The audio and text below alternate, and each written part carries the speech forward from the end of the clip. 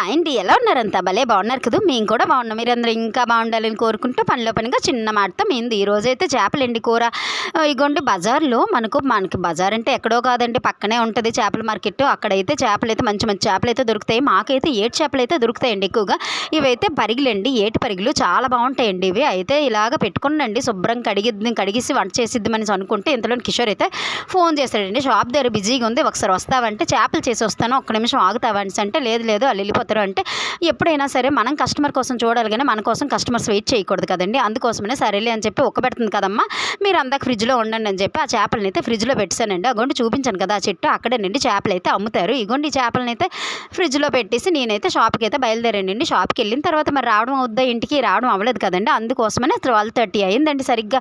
బజార్లో అయితే అస్సలు ఎవరు జనాలు లేరండి. నాకైతే కొంచెం మంది ఉంటారు, ఎందుకంటే గాజులు ఎక్కించుకోవడానికి గట్టి వస్తూ ఉంటారు కదండి. కిరాణా షాపులకి అయితే ఎవరికి బేరాలు లేవు, ఎందుకంటే ఈ సీజన్ ఉడుపుల సీజన్ కదండి, అందుకే ఎవరు ఉండరండి. మాకైతే ఇగోండి బజార్లో అన్ని షాపులు ఖాళీగా ఉన్నాయి. కొంతమంది అయితే షాపులు కట్టేసి ఇళ్ళకైతే వెళ్ళిపోయారు. మాకైతే షాప్ కట్టడం అవ్వదండి, మా నాన్నగారు ఒప్పుకోరు షాప్ కడతామంటే. అందుకోసమని షాపులు అయితే మేము ఎప్పుడు కట్టమండి. అయితే ఇగోండి ఇంతలో ఉల్లిపాయలకి అయితే ఎవరో వచ్చారు. ఏవేవి ఎంత రేట్లు అనేసి అన్ని వివరిస్తున్నానండి. కొన్ని ఉల్లిపాయలు 25 రూపాయలు ఉన్నాయి, కొన్ని 30 ఉన్నాయి, కొన్ని 35 రూపాయలు ఉన్నాయి. అందుకోసం నేను 3 రకాల ఉల్లిపాయలు అయితే వాళ్ళకి చూపించానండి. అటుకసునివి, ఇటుకసునివి, ఈ చివరకునివి. అయితే వెల్లుల్లిపాయలు ఇవన్నీ బయటనే వేస్తామండి. ఇగోండి ఉల్లిపాయ బస్తాలు చూడండి ఎన్ని ఉన్నాయో. అయితే మొన్నటి వరకు 20 రూపాయలు 25 రూపాయలు ఉన్న ఉల్లిపాయలు ఈరోజైతే మంచి రకంవి 35 రూపాయలు అండి ఉల్లిపాయలు. అందుకోసమనే కొంచెం 100 రూపాయలకు 3 కేజీలు అలా అమ్ముతాంలేండి. మొన్నటి వరకు 100 రూపాయలకు 6 కేజీలు వచ్చాయి, ఇప్పుడైతే 100 రూపాయలకు 3 కేజీలే వస్తున్నాయండి. సరేలే అని చెప్పి ఇంటికైతే గబగబా వెళ్ళిపోయానండి. ఈ చేపలను ఫ్రిడ్జ్లో పెట్టాను కదండి, అవి తీసి చేయడానికి పావుగంట, వండడానికి పావుగంట ఎంతేనండి, వేరంగా వండేస్తాను నేను. వండేసిన తర్వాత ఇంకా ఆగుతానండి, గబగబా అన్నం అయితే తినేస్తున్నాను. నేనైతే ఎక్కువ అన్నం తిన్నానండి, చాలా కొంచెం అన్నం తింటాను.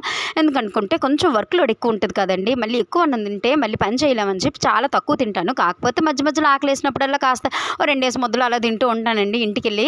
అందుకోసమని కొంచెం లైట్గా అయితే తింటానండి, కొంచెం అన్నం ఎక్కువ సార్లు తింటానండి అంతే.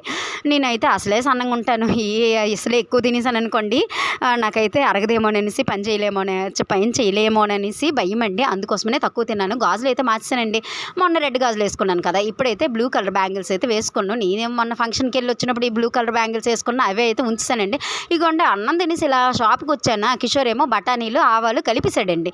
కలిపిసిన తర్వాత ఏం చేస్తాం, అగోండి అవి అయితే జంగిడ్లో వేసి శుభ్రంగా జల్లిస్తున్నానండి. ఆవాలు బఠానీలు వేరైపోవడం చాలా ఈజీనండి. ఇందులో పప్పు ఉప్పు ఏదో కలిసిపోతే కష్టం, కానీ ఆవాల గింజలు అయితే ఈజీగా వచ్చేస్తాయండి. ఆ జల్లిళ్ళు వేసి కిందకి ఇలా ఊపేస్తుంటే ఇంకా పర్లేదండి, ఇంకా అన్నీ పడిపోతాయి. నేను వచ్చి ఇలా ఖాళీ కూర్చుంది మనిసరికల్లా కిషోర్ అయితే నాకు ఈ పని అయితే చెప్పాడండి. ఇగోండి ఈ పని అయితే గబగబా చేశాను. దాని ఇదిగోండి ఇంకా అంత జరిగినా కూడా అందులోనైతే బఠానీ గింజ ఒకటి ఉండిపోయింది.